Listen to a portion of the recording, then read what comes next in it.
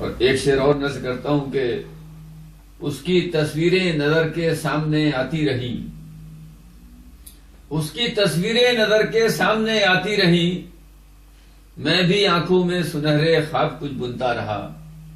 उसकी तस्वीरें नजर के सामने आती रही, मैं भी आंखों में सुनहरे ख्वाब कुछ बुनता रहा, और दिल के मंदिर में तुम्हारी आरती होती रही, दिल के मंदिर में तुम्हारी आरती होती रही। घंटियों की नुकराई आवाज में सुनता रहा, घंटियों की नुकराई आवाज में सुनता रहा, और उसके मुंह से फूल बरसे मैं उन्हें चुनता रहा। मेरी गजलें सुन के वो भी अपना सर धुनता रहा।